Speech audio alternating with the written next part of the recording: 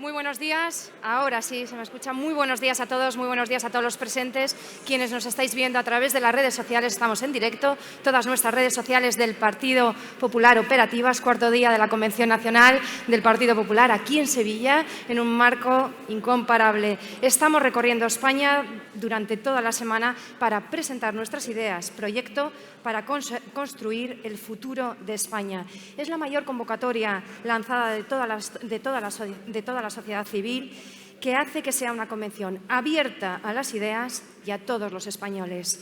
Hemos estado en Santiago, hemos presentado nuestra propuesta económica y constatamos que somos el único partido que conseguirá situar a España en la senda del crecimiento económico y generación de empleo. Valladolid, Madrid, ahí indiscutiblemente se constató el liderazgo europeo de Pablo Casado.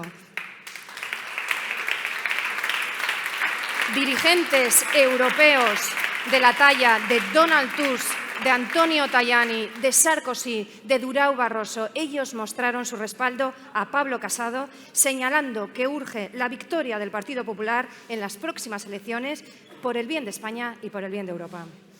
Y bueno, continuamos, por lo tanto, en esta jornada que arranca en Sevilla. Reclamaremos, vamos con las mesas, la temática en sí, el fortalecimiento institucional y del Estado de Derecho, la defensa de la separación de poderes y la independencia judicial, la seguridad como pilar para proteger la libertad y la reconquista de la democracia frente a los populismos y totalitarismos. Vemos el vídeo.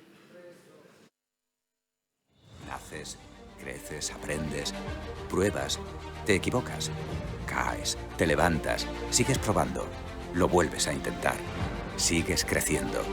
Te equivocas 1000 veces más, te levantas 1001 veces más fuerte y sigues intentándolo a cada paso. Porque fracasar siempre es una posibilidad, pero intentarlo es un derecho. Si tienes que cerrar, que no sea porque no te dejaron abrir. Si te cambias de casa, que no sea porque han entrado en la tuya. Si otros van por delante, que no sea porque han salido con ventaja. Y si al final te ganan la carrera, que no sea porque te han hecho la zancadilla. Creemos justicia.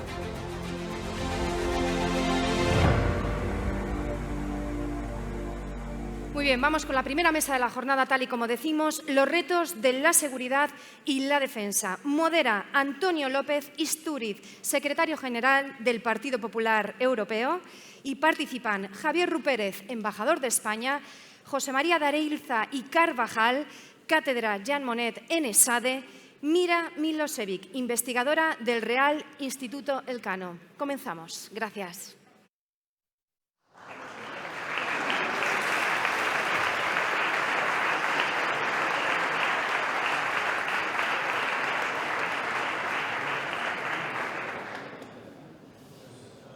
Muchísimas gracias. Muy buenos días a todos. Quiero ante todo agradecer. Yo llevo unos días participando en esta convención y tengo muchos agradecimientos a este equipo maravilloso que nuestro presidente ha reunido. Tengo que confesar que al principio, cuando surgió la idea de esta convención, no sabía yo bien, escuchando un poco cómo iba a transcurrir. Y ya en este tercer día tengo esa sensación de que el proyecto de nuestro presidente, de Pablo Casado, de discutir ideas, de ofrecer soluciones a través de este debate y estos debates que estamos viendo estos días, sin duda, va a actuar al servicio de todos los españoles pronto. Muchísimas gracias, querido presidente, por esta oportunidad que nos das, además de estar con gente fascinante y de hablar hoy de un tema, política exterior, seguridad y defensa, que normalmente no se trata en las convenciones, en los congresos de los partidos. Requiere coraje, requiere liderazgo a afrontar temas tan importantes para el futuro de los españoles. Quiero agradecer a mis compañeros del Partido Popular de Andalucía que nos están ayudando. Su secretaria general está aquí con nosotros y especialmente, como no, en Sevilla, a mi compañero y amigo Juan Ignacio Zoido. Muchísimas gracias, que nos acompaña siempre en primera línea de combate allí en Bruselas. Los europeos muchas veces los que nos dedicamos al tema europeo a veces nos perdemos, ¿no? Y menos mal que hay alguien que nos baja a la tierra para hablar de problemas diarios, prácticos, como es la agricultura, la pesca, tantas cosas que afectan a todos. Muchísimas gracias por ello, Juan Ignacio. Y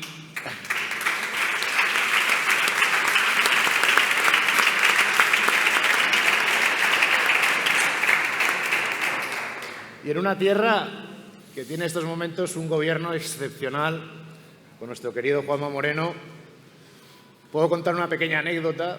La primera vez que fui a Bruselas, en el año 97, fui con él, era presidente de Nuevas Generaciones, y yo llegaba para empezar a trabajar de asistente parlamentario. Y qué ilusión verle cuando viene a Bruselas defendiendo los intereses de todos los andaluces, con qué experiencia, que con qué conocimiento lo está haciendo, y me alegro mucho por ello, y se ve claramente en la sociedad andaluza estos días la reacción positiva. Vivimos, queridas amigas y amigos, en una, yo llamo burbuja europea, imperfecta muchas veces, con sus problemas, pero si echamos una ojeada alrededor nuestro, rodeados de muchos problemas. Cerramos los ojos hace años cuando hubo una guerra en los Balcanes y no podemos cerrar los ojos ante lo que está ocurriendo alrededor nuestro.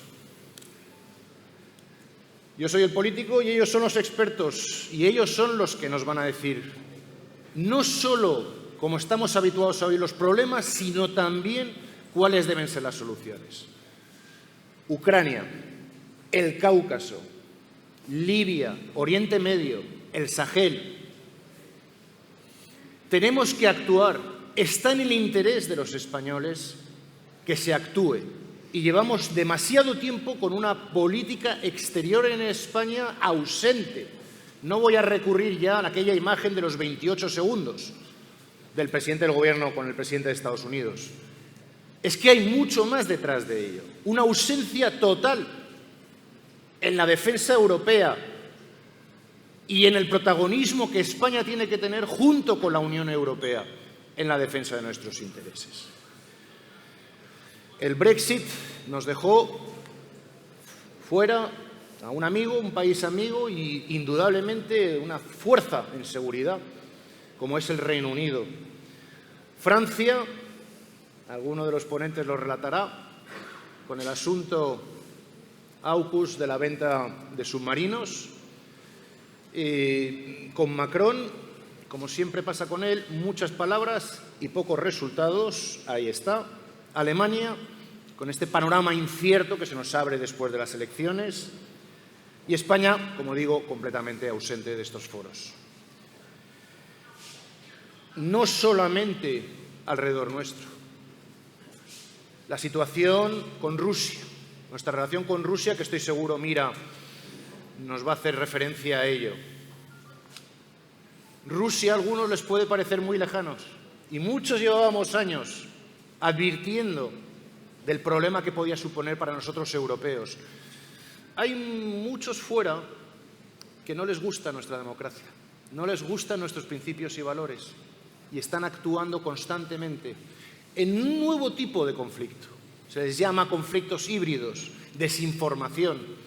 Ahí está lo que pasó en Cataluña, la intervención de Rusia en ello. De constante, por cierto, actualidad. China,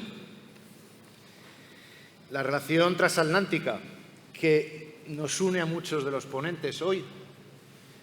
Y más presencia de la Unión, de nosotros los socios europeos en la OTAN, menos. Parece que décadas después en Europa, no solo en España, volvemos a esa tesitura, OTAN sí, OTAN no. Yo, por supuesto, sé de qué lado estoy, pero será muy bueno escuchar también. Esa Europa de la defensa, estamos en Sevilla, lugar de producción final y de entrega del Airbus 400M. Ese avión que ha permitido que cientos y miles de refugiados que colaboraron con nuestras tropas, a veces tan poco reconocidas, tan poco mencionadas por estos gobiernos como el gobierno actual, que están haciendo una labor inmensa con fuerzas europeas a lo largo y ancho del mundo, y qué poco se refleja todo eso. Yo estoy convencido que en el día de hoy Eso, aquí en Sevilla, va a cambiar. Y que cuando Pablo Casado sea presidente del Gobierno y este partido esté presente defendiendo esos intereses, nuestros ejércitos y nuestras fuerzas de seguridad tendrán por fin ese reconocimiento que ya lo tiene de la sociedad española, pero que hace tanta falta a nivel político. No me quiero extender porque, como digo, los expertos son otros. 20 años en la Subcomisión de Seguridad y Defensa se me hacen pocos comparado con la experiencia acumulada por parte de los ponentes hoy. Sin orden, he dicho, ya les he propuesto a los ponentes al principio, digo, libertad de acción, de palabra, simplemente, ladies first, Mira, gran experta en Rusia, en Europa del Este, en Euroasia. Muchísimas gracias porque llevas muchos años en FAES, en el Instituto de Empresa, llamando la atención constantemente de muchos de nosotros a través de tus trabajos, de tus informes, sobre esas amenazas, sobre esos retos que ahora ya son de dominio público. Y gracias al trabajo de Mira, muchos de nosotros podemos, en estos momentos, se toman decisiones basados en esas horas, días, meses y años que, Mira, tú has dedicado a estos asuntos.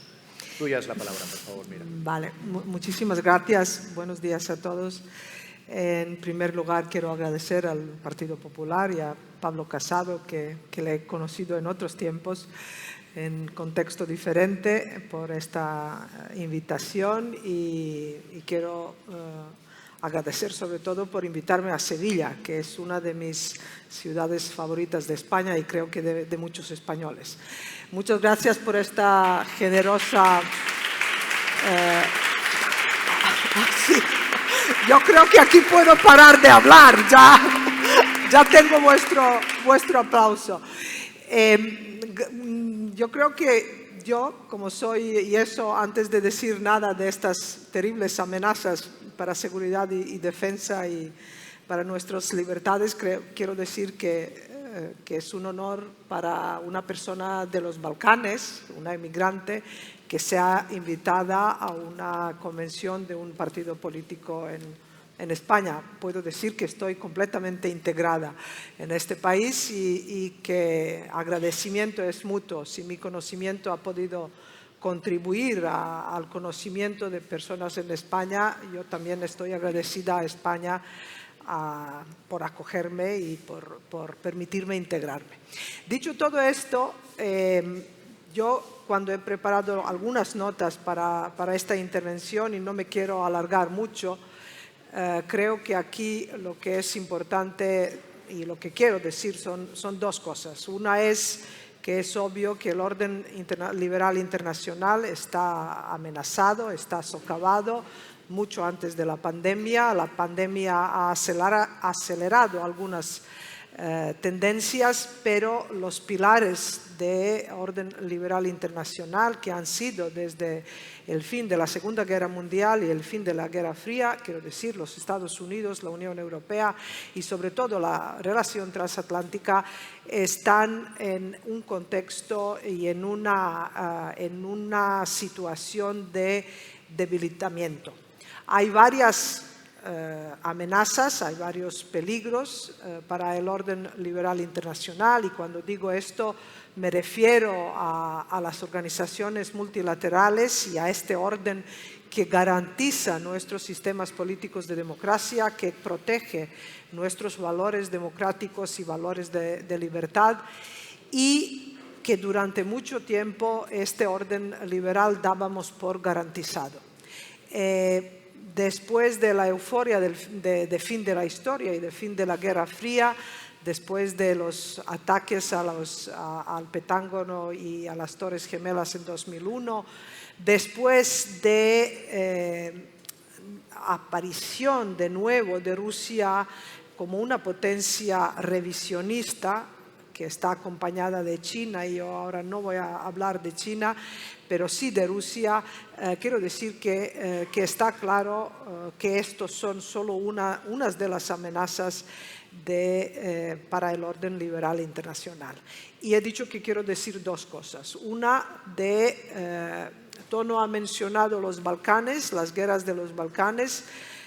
Yo me acuerdo de las guerras de los Balcanes, tengo una memoria diferente que ustedes, supongo, ¿no? Pero sí de lo que podemos acordarnos juntos es que se hablaba de que las guerras de los Balcanes eran una llamada para despertar a la Unión Europea para convertirse en un actor estratégico para alcanzar esta deseada estrategia autonómica. Es una conversación y un debate antiguo en la Unión Europea, pero lo que quiero aquí subrayar es, desde las guerras de los Balcanes y después del final de la Guerra Fría, siempre un catalizador externo fue el motivo de este debate sobre si la Unión Europea es un actor estratégico y cómo puede conseguirlo de serlo, ¿no? Después de las guerras balcánicas hablábamos de guerra de Georgia, de guerra de Ucrania, de la guerra de Siria, de Libia, ahora hablamos de AUKUS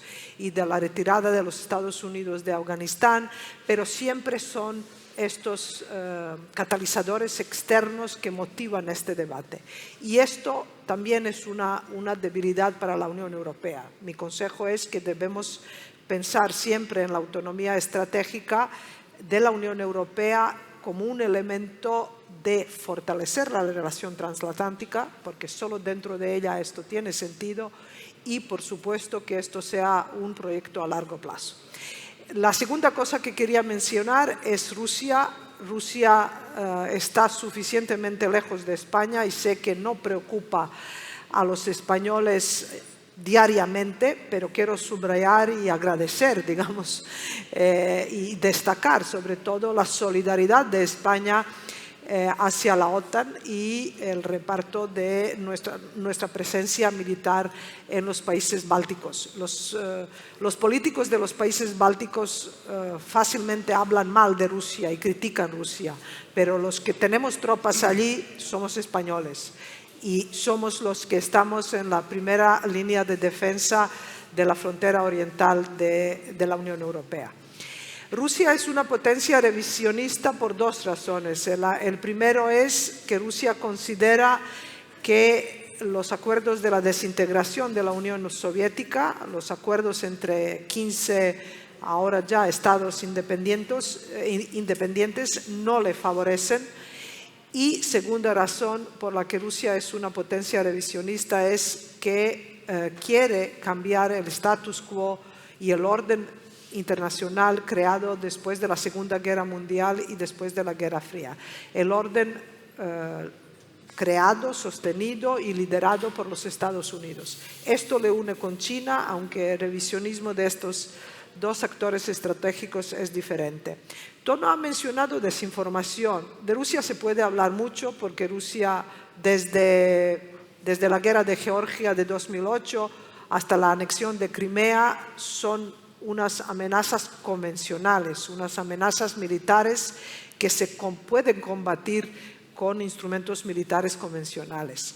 Pero hoy en día creo que Rusia también representa para la seguridad y defensa tanto de la Unión Europea como de los miembros de la Alianza Atlántica una amenaza específica, una amenaza híbrida, una amenaza que incluye los instrumentos no militares, pero instrumentos que pueden socavar nuestras libertades y nuestros sistemas políticos. Uno de ellos es la desinformación, propaganda, la combinación de diferentes instrumentos que no son de amenaza militar convencional, y de desinformación creo que se ha oído mucho y que se ha hablado mucho en España, sobre todo desde la interferencia de Rusia en el referéndum de Cataluña. Cuando yo hablé de ello en 2017 en la Comisión de Seguridad Nacional del Parlamento de España, casi nadie me creía. Ahora tengo enorme satisfacción después de que el New York Times publique un artículo de este tipo, pues sí, se empieza a creer. Desinformación es un instrumento asimétrico cuyo principal objetivo es polarizar o profundizar en las vulnerabilidades internas de los estados, crear confusión y, sobre todo, de esta manera debilitar nuestros sistemas democráticos. Yo no quiero abusar más de este tiempo, quizás luego puedo intervenir, pero yo creo que ahora les toca a los caballeros. Muchísimas gracias, Mira. Ya. Gracias.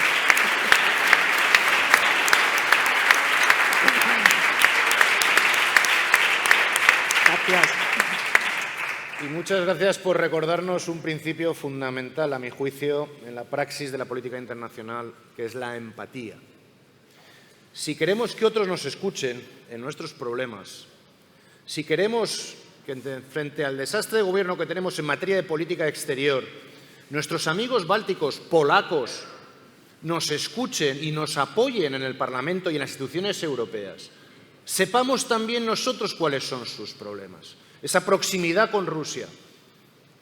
Es necesario, yo creo, tener esa empatía y ese conocimiento para poder trabajar todos juntos.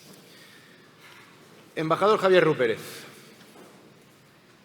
aprovecho hoy la tribuna pública para agradecer en nombre del Partido Popular de España y del Partido Popular Europeo aquellos años en los cuales, como presidente del Partido Demócrata Cristiano, aquí en España, contribuisteis a la unidad que hoy tenemos en el Partido Popular y que sigue siendo un ejemplo en la familia del Partido Popular Europeo. Muchísimas gracias por ello.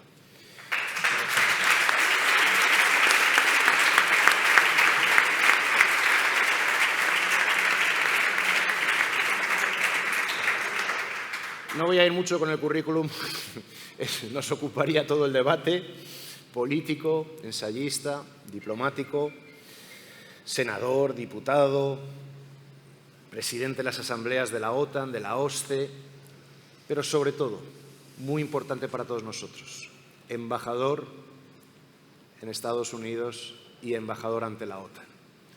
Fascinante.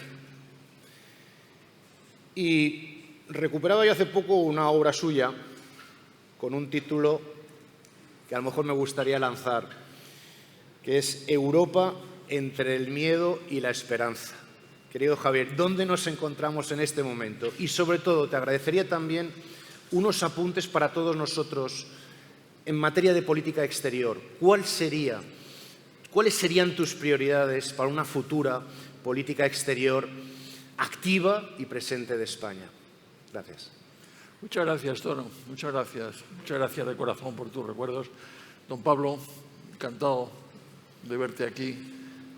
Encantado de que me hayas invitado, de que nos hayas invitado. Y a todos vosotros, a todos ustedes, por escucharnos. Bueno, la verdad es que Tono acabo de recordar un libro que yo escribí cuando estaba casi en la adolescencia, ¿no? Allá por los años 70, ¿no? Que merece ser la pena recordado porque es precisamente el libro sobre la conferencia sobre la seguridad y la cooperación en Europa, donde algo hicimos en algunos momentos. Yo quería dirigirme a dos o tres temas que me parecen absolutamente fundamentales. Primero, lo acaba de apuntar un poco Tono, la política exterior y la política interior.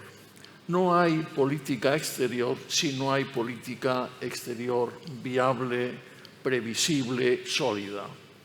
Se lo digo mirando a Pablo, porque al final a él le corresponderá articular esa política interior. La política interior que refleja una comunidad realmente armónica, que tiene una conciencia muy clara de cuáles son sus deseos, sus planteamientos, sus necesidades, sus intereses.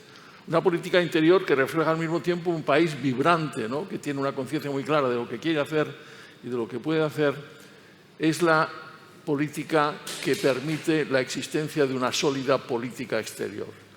Las dos cosas son caras de la misma moneda, ¿no? Hace unos días se escuchaba una comparecencia, la primera comparecencia del nuevo ministro de Asuntos Exteriores, y decía justamente lo contrario, que él iba a articular o que España iba a articular una política exterior magnífica. No es cierto. Mientras Sánchez siga siendo presidente del gobierno, este país no tendrá una política exterior que valga ese nombre. Y hay que recordarlo, hay que recordarlo.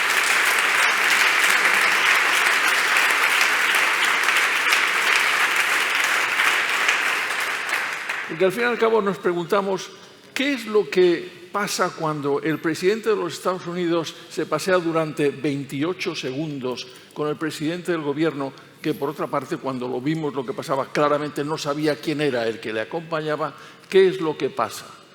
Pues que ese país, el país más grande del mundo, a pesar de los errores que evidentemente comete, ha sido informado, porque tiene aquí diplomáticos, tiene espías, tiene agentes, de lo que está pasando en este país.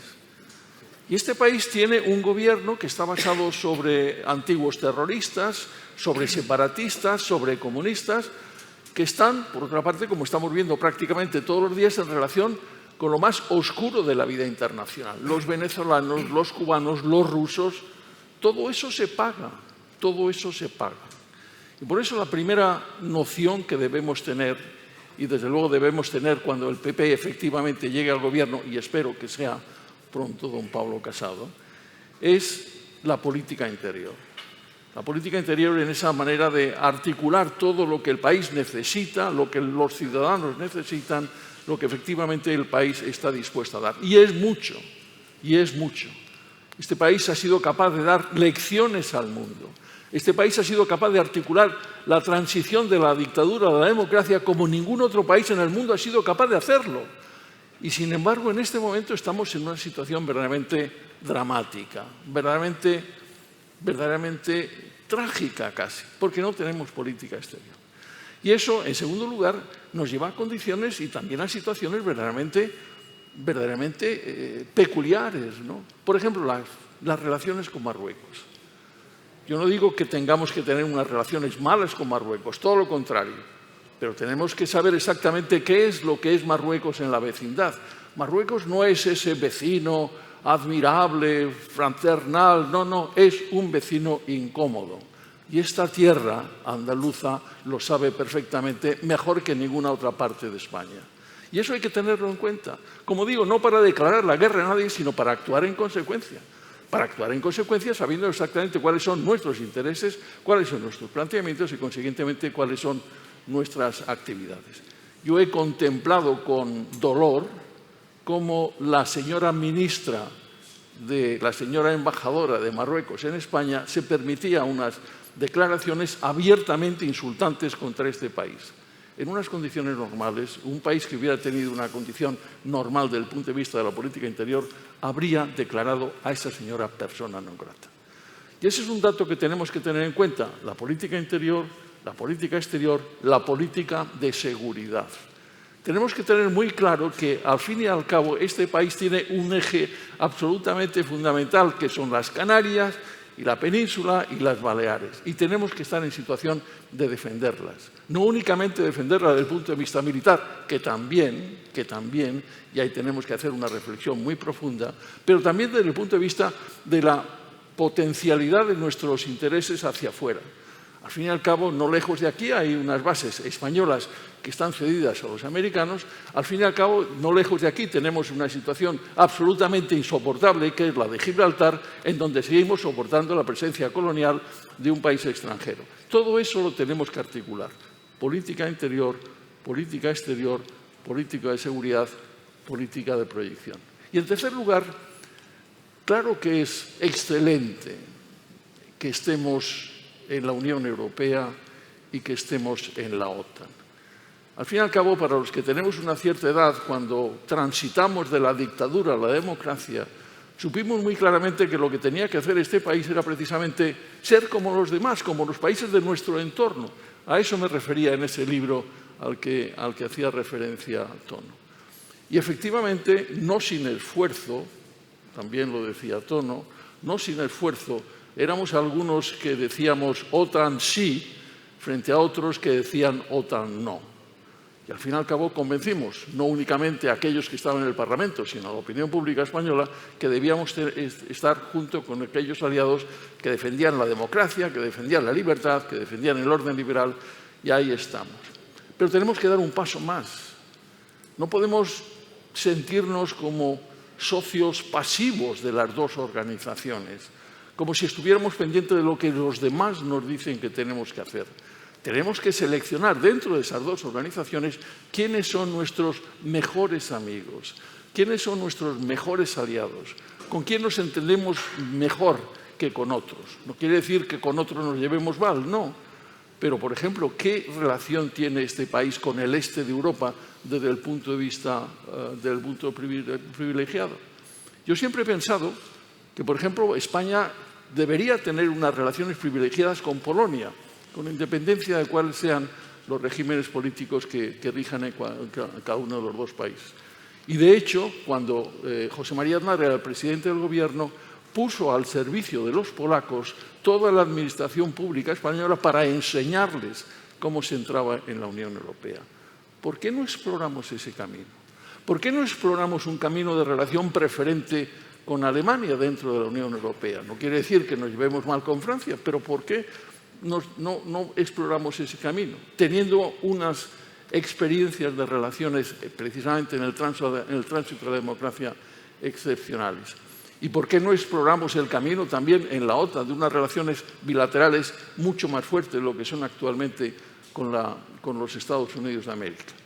Y ya sabemos que los Estados Unidos de América cometen errores, ya lo hemos visto estos días, pero yo creo que ese es el plan que tendría que ir desarrollando la política exterior española, que no es una política de gestos, que es una política de realidades, que no es una política vacía o de imágenes, que es una política de intereses y de principios y de valores, y que es una política que efectivamente parte de una determinada noción de lo que es una comunidad libre, democrática y al mismo tiempo capaz de defender sus intereses con todos los argumentos y con todos los medios que hay al alcance.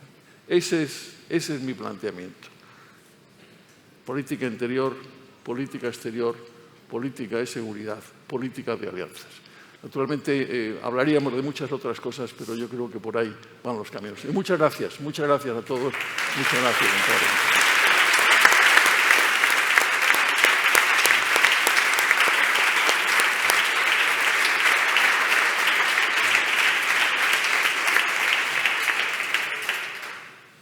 Nos hablaba el embajador Javier Rupérez de una mala política exterior del actual Gobierno de España. Y tenemos hoy entre nosotros testimonios personales de víctimas de esa mala política exterior. Aquí están y van a hablar después de nosotros nuestros compañeros, el alcalde de Caracas, Antonio Ledezma, Carlos Payá, también gente que viene de Perú, tantos sitios que están en estos momentos, Nicaragua, sufriendo lo que está pasando en Iberoamérica, sin ningún tipo de apoyo, sin ningún tipo de seguimiento por parte de este Gobierno. Y están ellos esperando que por fin haya ese cambio en el Gobierno de España, que pueda atender las necesidades de una población perseguida, una población refugiada de regímenes autoritarios que en estos momentos campan a sus anchas en Iberoamérica. Siguiente ponente, aparte del currículum, la complicación es que es amigo personal. Y, en fin, querido José María de Areiza, ¿cómo decirlo? Premio extraordinario de Derecho en la Universidad Complutense. Doctorado en Derecho por la Universidad de Harvard. En fin, doctor de la cátedra Jean Monnet en ESADE. Son tantas cosas que reúnen, José María, en sí la experiencia jurídica europea, política y en lo que nos ocupa hoy, en asuntos exteriores. Yo compartí con él años en la presidencia del Gobierno de José María Aznar. Él era vocal asesor de la Unión Europea. En momentos de negociaciones europeas que algunos equivocadamente creen que son de guante blanco, no lo son. Cuando hay que defender los intereses de España, tener a gente como José María Areiz al lado es un bálsamo de tranquilidad, de inspiración en esa defensa de los intereses de nuestro país. Es actualmente también secretario general del Instituto Aspen, del Aspen Institute. Y bueno, sus artículos, terceras en los periódicos y en los medios informativos, son por todos muy bien conocidos. José María, yo te provocaría un poquito a hablar de una cosa que también nos une, que es la pasión por el vínculo transatlántico. ¿Y cómo está en estos momentos esa situación aquí en España y en Europa? Muchísimas gracias.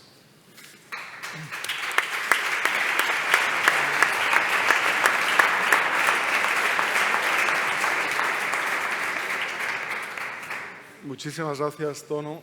Como veis, es un amigo. Tengo que decir que pienso que Sevilla es la ciudad más bonita de España y eso que vengo de San Sebastián.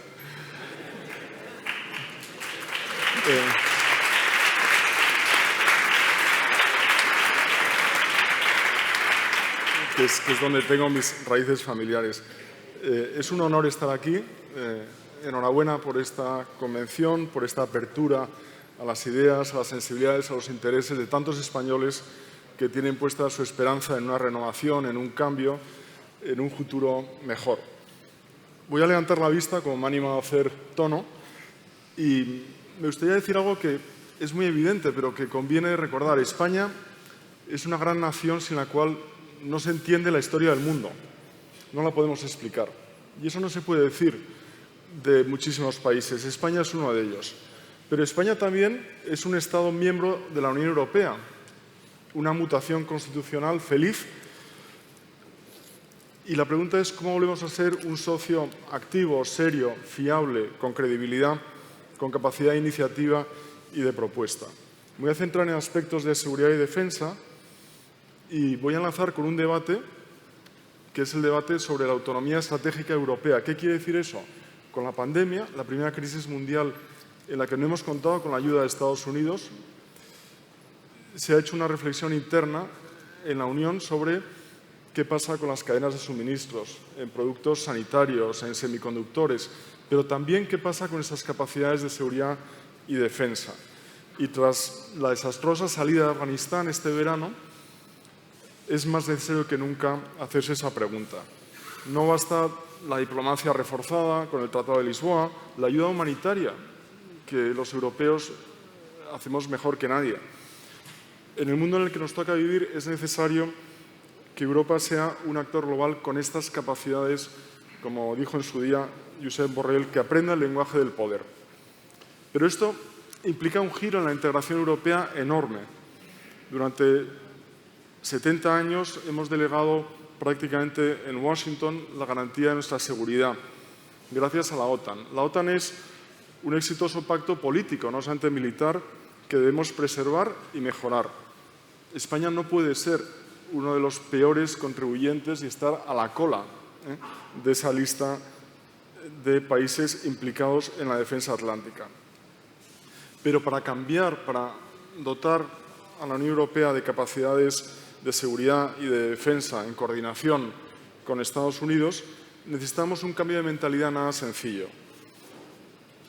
En la mayoría de los Estados miembros reina un pacifismo idílico, como si la política internacional se pudiese sostener solo con pactos, negociaciones, instituciones multilaterales. Ojalá fuera así, pero vivimos en un mundo lleno de amenazas, en un mundo con migraciones masivas, con estados fallidos, con ciberguerras, con un orden internacional deteriorado y además ahora con una potencia hegemónica, Estados Unidos, que comparte nuestros valores, pero ha decidido que ya no respalda con entusiasmo la envidiable calidad de vida del oasis europeo.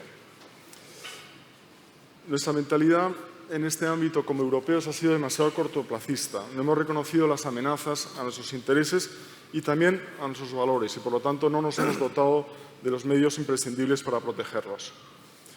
Como ha explicado uno de los mejores analistas internacionales de nuestro país, Afganistán nos queda lejos, pero Ucrania, Bielorrusia o el Magreb están muy cerca. Y Afganistán demuestra que Estados Unidos no está dispuesto a seguir asumiendo la defensa de Europa y del mundo occidental, sino que solo se comprometerá ahí donde sus intereses se vean directamente amenazados. Es decir, somos como un herbívoro bonachón rodeado de lobos e incapaz de dar una cornada. Y así nos puede ir muy mal, porque el pastor se jubila.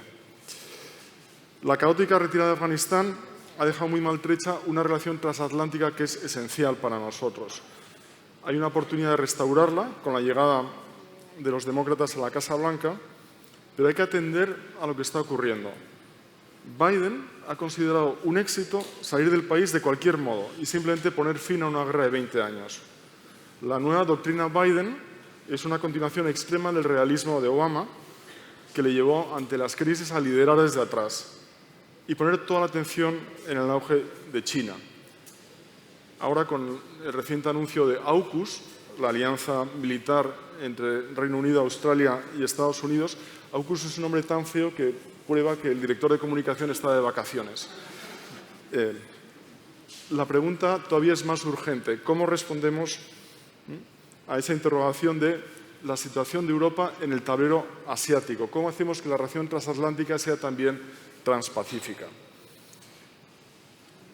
Biden se juega en su apuesta de poner toda la atención en China su presidencia.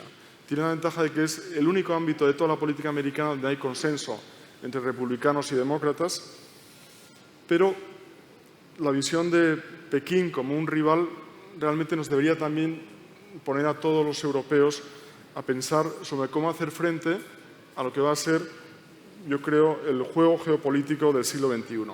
China está desarrollando 3 estrategias conocidas, Made in China, para ganar la carrera de la inteligencia artificial, y está en ello.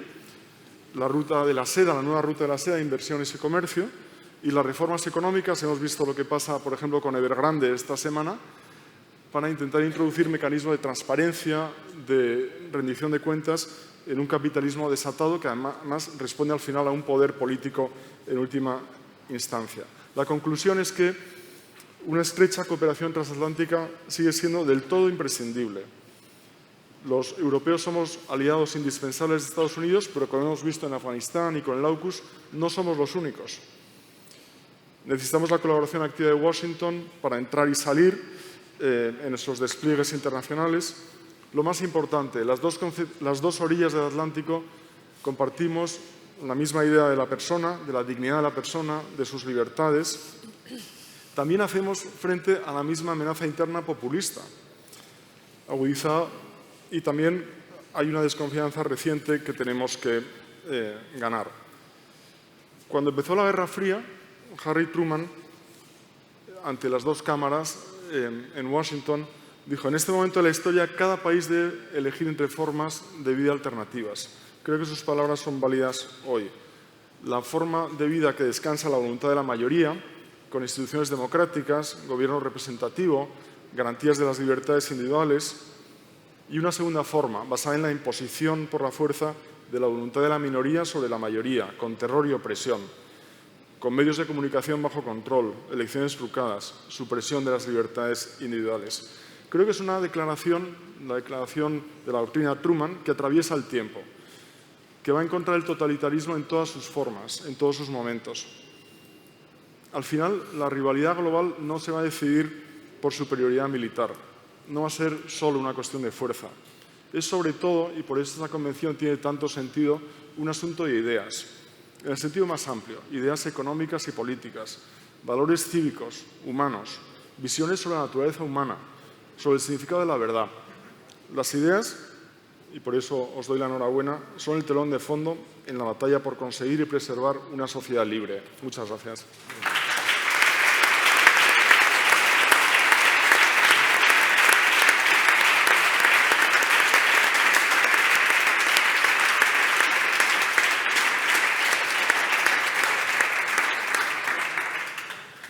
Animado por la filosofía de este debate y de esta convención, voy a arriesgar a hacer algunas preguntas a los ponentes que creo y descubrirán los que nos están oyendo que las relaciones internacionales no es una mera cuestión académica, es una cuestión que nos afecta a todos.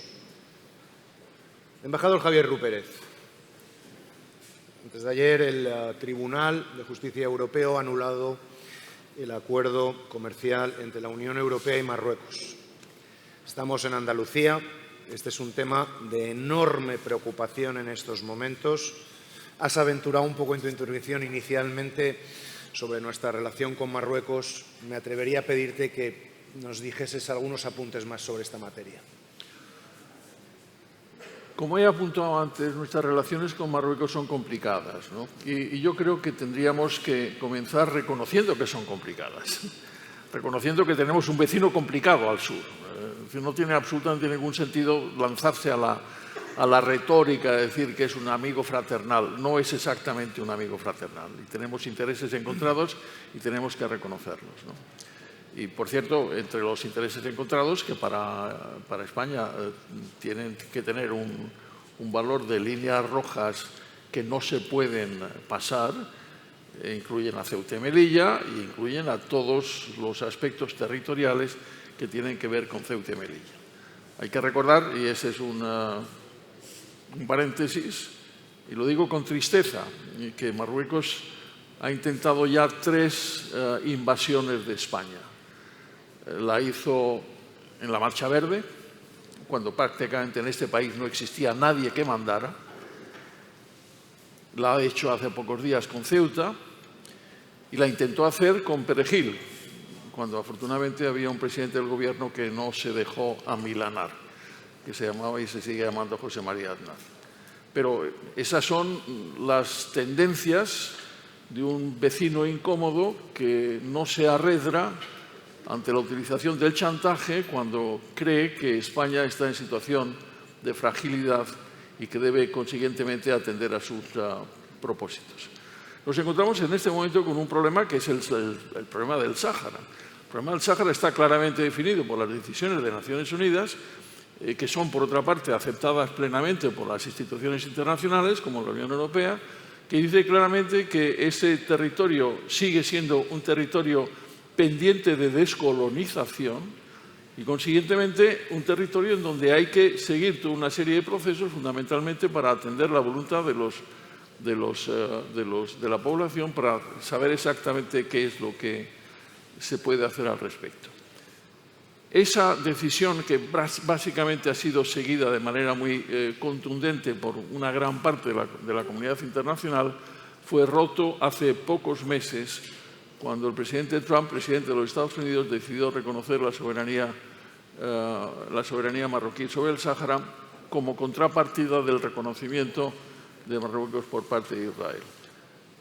Yo debo lamentar y lamento públicamente que esta administración americana no haya cambiado esa decisión, porque es una decisión que va en contra de lo que yo creo que es una cosa absolutamente fundamental en todas las relaciones internacionales, que es el respeto del Estado de Derecho, del rule of law, el Estado de Derecho y, consiguientemente, las decisiones jurídicas internacionales. Yo sí creo que deberíamos también, digamos de manera entre paréntesis, yo sí creo que estamos pagando varios precios que no nos corresponden. Uno es el precio de las malas relaciones entre Argelia y Marruecos, que ya llevan muchos años pendientes, pero que nos acaban cayendo en nuestro propio territorio. Y yo creo que eso convendría aclararlo entre unos y otros. Y yo creo que sí, España debería utilizar los procedimientos nacionales o internacionales para propiciar un entendimiento entre los dos países, para comenzar. Segundo, yo sí creo que deberíamos convencer a Marruecos para entrar en una negociación con los foros internacionales para encontrar un acuerdo que estuviera aceptado por esas instancias internacionales sobre el tema del Sáhara. A nosotros no nos interesa el seguir peleando en uno o en otro lado por el tema del Sáhara, salvo en lo que se refiere al derecho internacional. Y yo creo que eso es lo que tenemos que tener en cuenta. Y hay que transmitírselo a Marruecos. En el fondo, ¿qué es lo que pasa en este momento con Marruecos? Yo estoy absolutamente convencido que el sultán ha recibido una mala noticia por parte del Tribunal de Justicia de la Unión Europea, que al fin y al cabo le ha dicho que eso no. ¿Vamos a pagar el precio? Vamos a pagar el precio. Ya está claro que posiblemente algunas de las actividades pesqueras españolas se vean afectadas por esa decisión. Pero hay que recordar también que las aguas territoriales del Sáhara no son marroquíes, no son territorio marroquí. De manera que no son territorio, en el fondo, de nadie, nada más que de la comunidad internacional. Nos encontramos con una situación complicada que puede tener efectos en determinados sectores, concretamente el pesquero, efectos lamentables a corto plazo, pero tenemos que recobrar también el sentido de la conversación internacional y de la coalición internacional. Yo iría por ese camino, y a mí no me importaría que España ayudara a buscar un acuerdo que fuera compartido por todas las partes del conflicto, fundamentalmente Argelia y Marruecos, que reconociera, por ejemplo, algún tipo de autonomía del Sáhara, incluso sobre la base de la soberanía marroquí, pero siempre que ese acuerdo respete los intereses de unos y de otros y, sobre todo, sea un acuerdo que sea al mismo tiempo admitido y publicado como tal por las instancias internacionales, fundamentalmente por Naciones Unidas. Comprendo que no es fácil y se lo dejo a manos de don Pablo, que tendrá que lidiar directamente con ello, pero para mí ese sería el camino y no otro. Pero mientras tanto, afirmando claramente que las bromas se han acabado,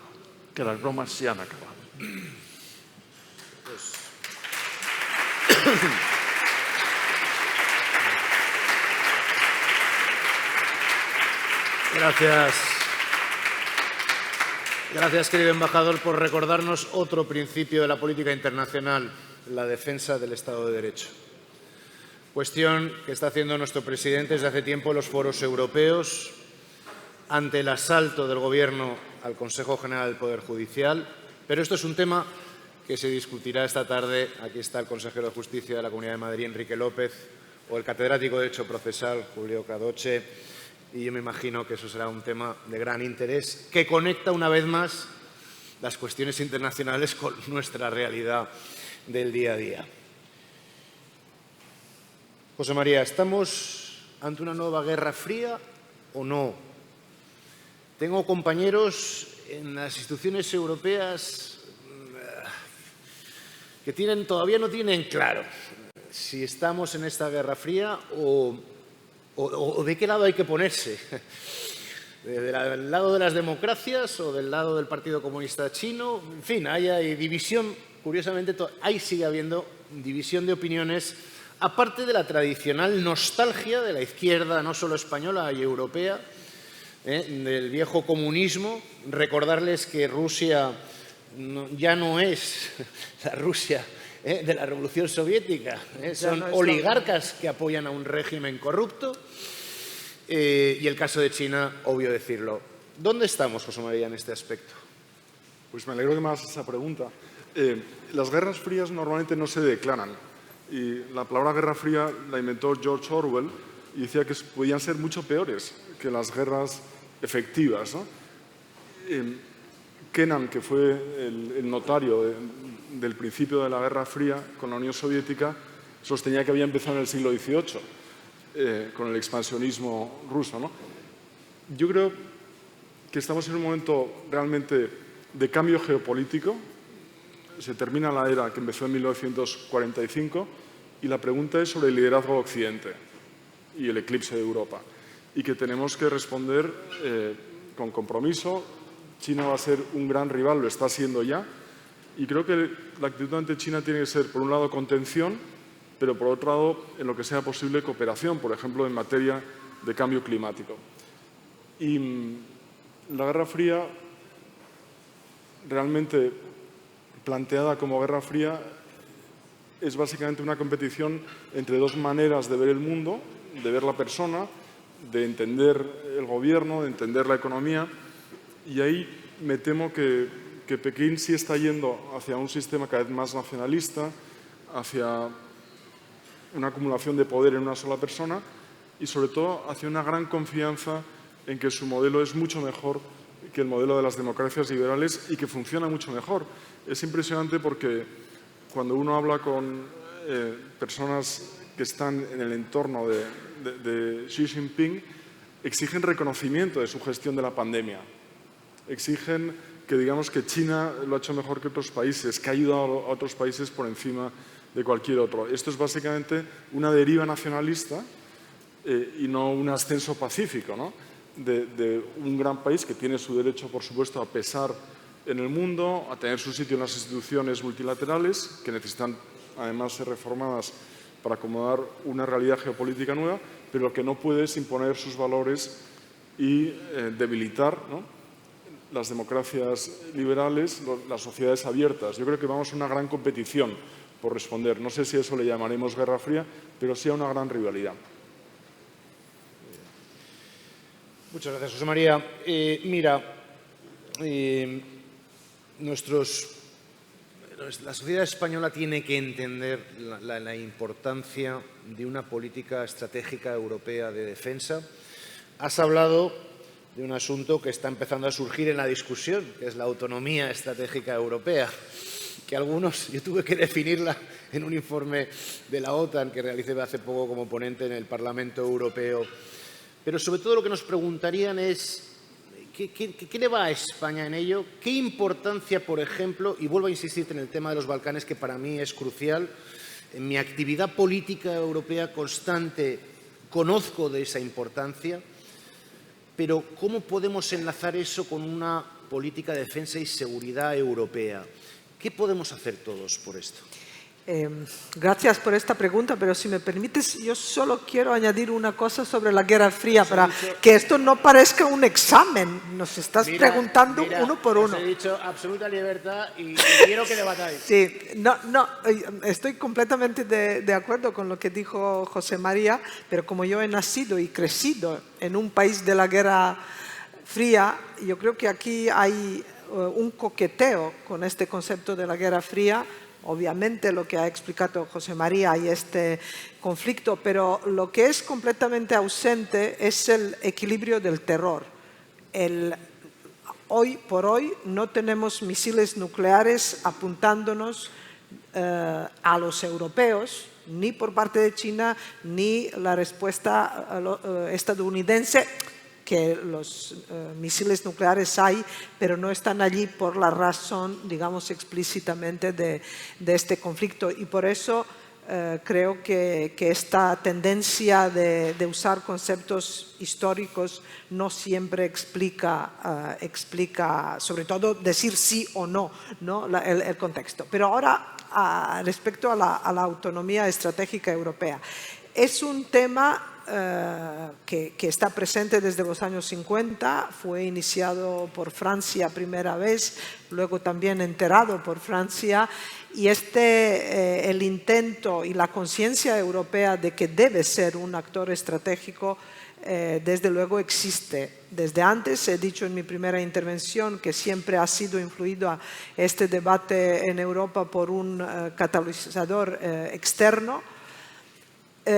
Es un buen plan a largo plazo, pero lo que falta en Europa es una visión común. Y esto se ha demostrado tanto en las guerras de los Balcanes como en el asunto de Rusia, como en el asunto de China.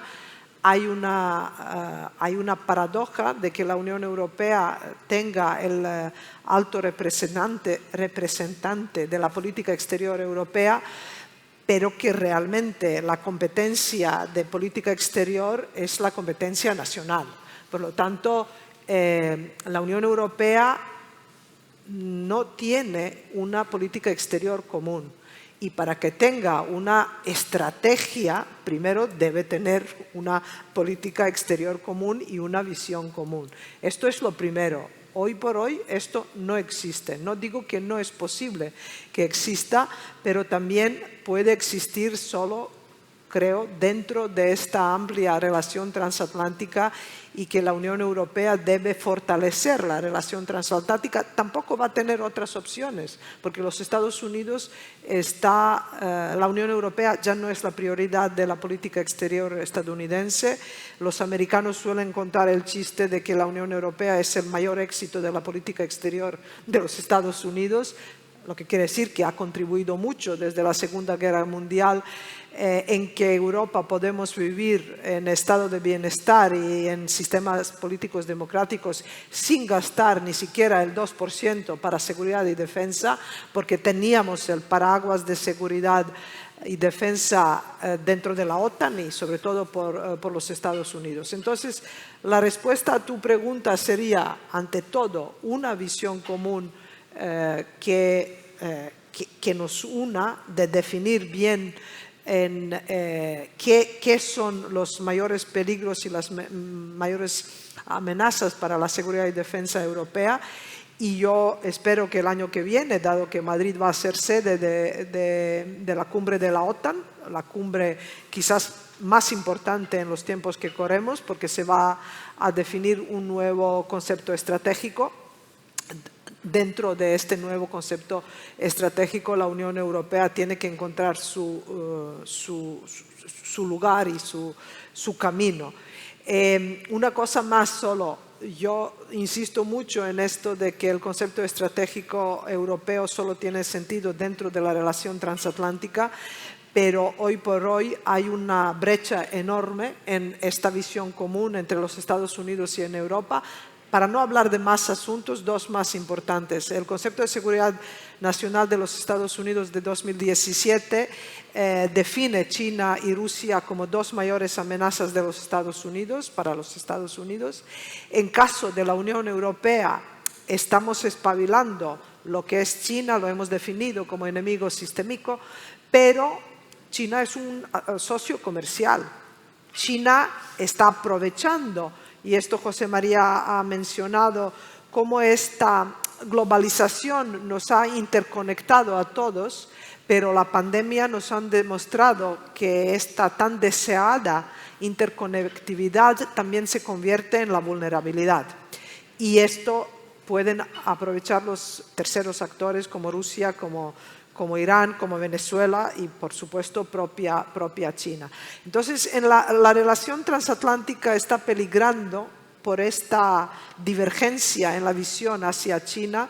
Los americanos lo tienen muy claro y están en una rivalidad, en una competitividad que acuerda mucho a la Guerra Fría, pero que está sobre todo enfocada en la geopolítica de la tecnología y, por supuesto, en la influencia regional en la cuenca de Asia-Pacífico, en particular en el mar de sur de China.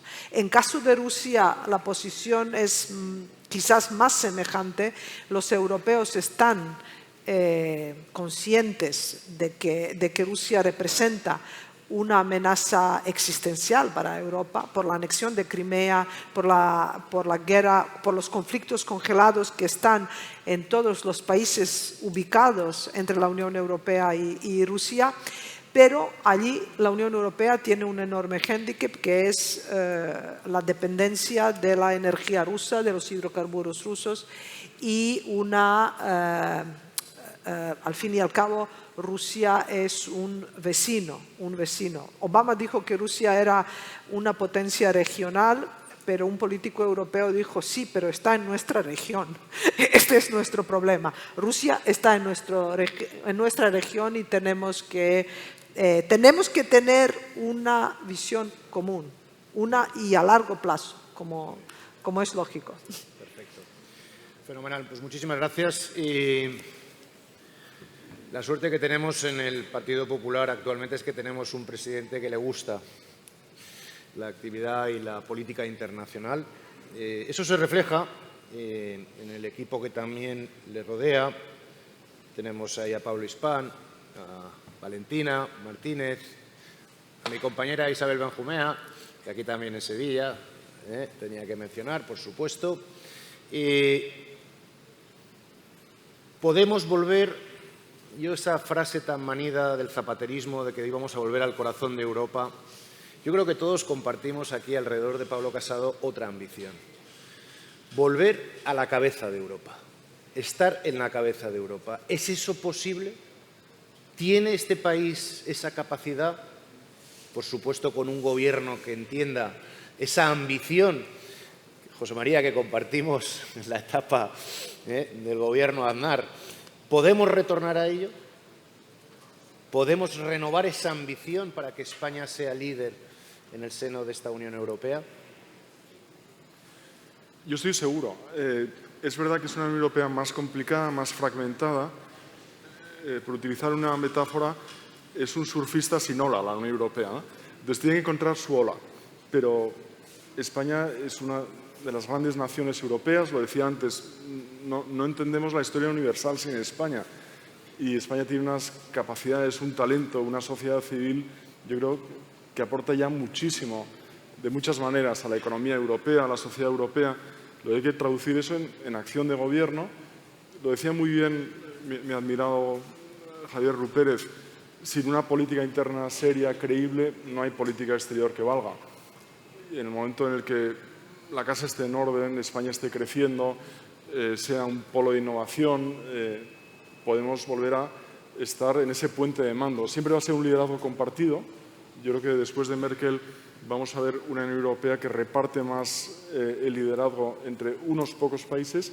España, después del Brexit, tiene todo para ser uno de esos 3-4 países por los que las decisiones estratégicas europeas necesariamente tengan que pasar. Embajador Javier Rupérez, ¿qué opinión? Yo estoy completamente de acuerdo con José María. Yo ampliaría la reflexión a un terreno un poco más amplio. No nos pongamos demasiado tristes, ¿no?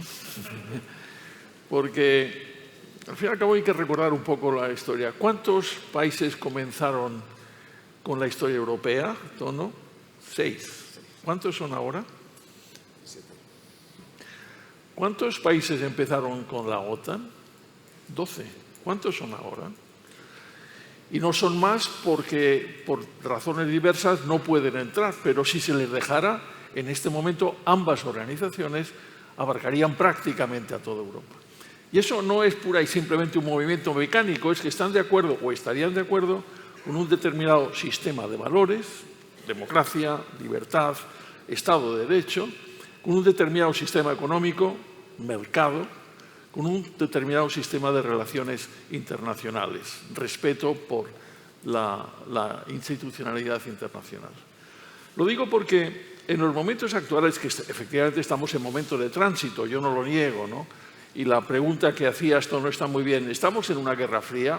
Bueno, hay opiniones diversas, pero hay una cierta tendencia en determinados sectores analíticos que yo llamaría... los analistas siempre están dispuestos a profetizar las calamidades, ¿no? Y decir que esto se viene abajo y que, bueno, no digo yo que no haya problemas. Claro que hay problemas. Podemos quejarnos y nos debemos quejar de lo que ha pasado en Afganistán, podemos quejarnos y nos debemos quejar de lo que ha pasado en Australia, con la cosa esta que no sé cómo se llama, podemos quejarnos de las inmensas estupideces que ha cometido el Reino Unido con el tema del Brexit y ahora están pagando el precio, dicho sea de paso. Para todos aquellos que tienen alguna duda sobre la pertenencia a la Unión Europea, que vayan tomando nota. Pero la verdad es que no hay alternativa a lo que es el orden liberal. No hay alternativa, no estamos viviendo en un mundo postamericano. Habrá que, naturalmente, negociar y hablar con los americanos para que vayan clarificando. Pero al final de la historia los americanos tampoco pueden vivir sin el apoyo estratégico, político y económico de Europa. Hay que reconocerlo, ¿no? De manera que seamos conscientes de lo que nos está ocurriendo, analicémoslo adecuadamente y no caigamos en la profecía de calamidades, ¿no? Que yo creo que no tiene sentido. Entre otras razones, porque si la profecía de calamidades se cumpliera, no habría nada más alternativa que la guerra. Y no la guerra fría, sino la guerra caliente. Yo creo que estamos confrontados en una realidad compleja, en donde tenemos que resolver, como decía Mira, a todas las necesidades de seguridad, donde tenemos que plantearnos exactamente cuándo y cómo vamos a llegar al 2% del Producto Interior Bruto en nuestra aportación a la OTAN. No tiene absolutamente ningún sentido que seamos el último país en los veintitantos, los 30, 29 o 30, que efectivamente cumplimos con esa recomendación. No lo quiero decir tampoco muy claramente, porque al fin y al cabo no es mi terreno estricto, pero hay que reforzar nuestra capacidad militar de defensa. Hay que hablar con los militares españoles.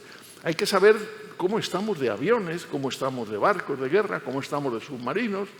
como estamos de tantas otras cosas. No son bromas, pero al mismo tiempo este es el mejor mundo que hemos conocido, que posiblemente la humanidad ha conocido desde hace 200 años. Y desde luego es el mejor mundo que España ha conocido en los últimos 50 años. De manera que estemos atentos para, naturalmente, discutir lo que tenemos que mejorar, saber exactamente cómo lo podemos hacer, saber cómo podemos mejorar todas esas cosas que son todavía perfectibles, pero no olvidemos ni perdamos de vista el objetivo fundamental, que es mantener una relación de naciones libres basados en la democracia. Yo ya sé que con el motivo de la pandemia una de las consecuencias laterales ha sido que determinados sectores más o menos inclinados a creer que China es el futuro, pues están apostando por un sistema en donde hay una cierta libertad de mercado que al mismo tiempo se acompaña con una relativa negativa, con una absoluta negativa a cualquier tipo de libertad. Y piensan que ese es el sistema. Ese no es el sistema. Esa es la catástrofe.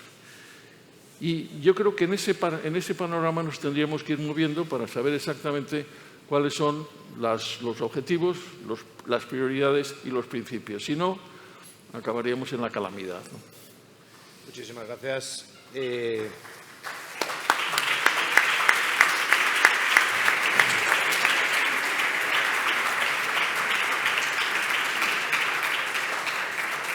El fantástico equipo de organización de estos eventos, veo a Ana Collado, ya me están mirando con ojos que me indican que nos acercamos al final de este fascinante, la verdad, sinceramente, debate.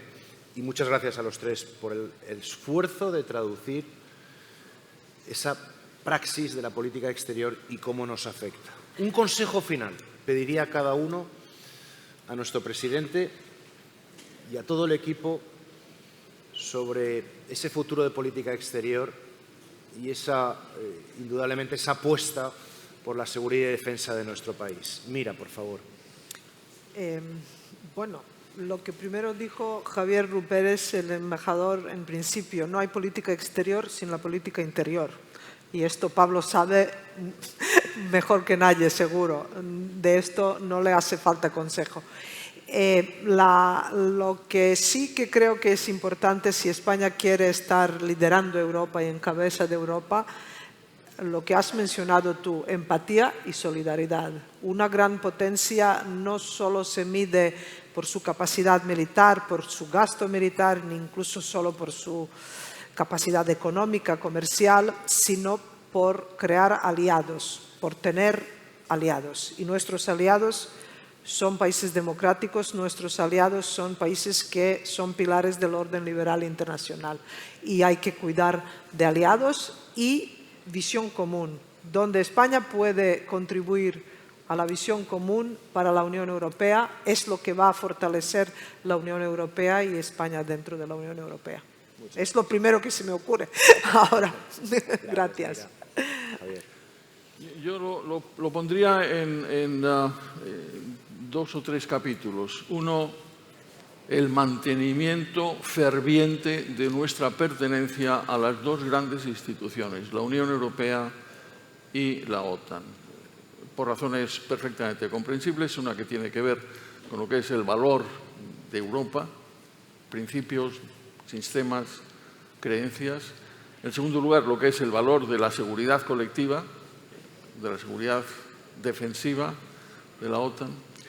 En tercer lugar, tenemos que cuidar las vecindades, evidentemente. Tenemos que cuidar el Magreb, es absolutamente, de una manera, como digo, no beligerante, pero sí mucho más firme. Yo creo, no quiero banalizar, pero yo creo que este país no debe admitir más bromas pesadas. Y en cuarto lugar, una cosa que me parece evidente es renovar con una profundidad mucho mayor de la que tiene actualmente nuestras relaciones con los países hispanoamericanos, que están prácticamente olvidados. Resulta que este gobierno se lleva bien con los cubanos y con los venezolanos, creo que también con los nicaragüenses y a lo mejor con los nuevos peruanos.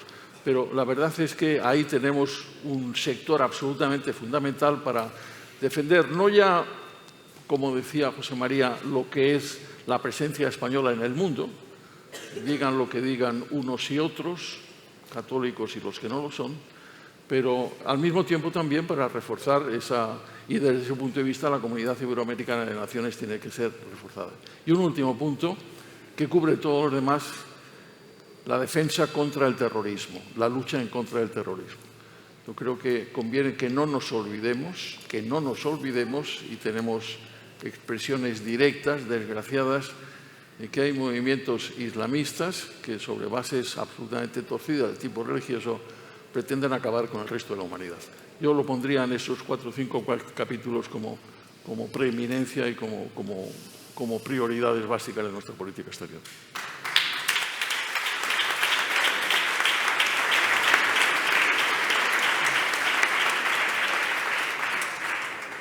Yo muy rápido y para no repetir, credibilidad para tener capacidad de propuesta y de iniciativa tanto en la Unión Europea como en la OTAN. Creo que algo que ha mencionado el embajador Rupérez, hay una oportunidad no aprovechada a fondo en la relación bilateral con Estados Unidos, que son las bases de la cooperación militar. España tiene que hacer más para poner en valor ese activo. Y en tercer lugar, es cuestión de ideas. La seguridad y la defensa no es un área especializada para unos pocos, tiene que ver con la democracia, con el bienestar, con las libertades individuales y tenemos que ser capaces de comunicarlo y de profundizar en esta dirección. Muchísimas gracias. Muy bien.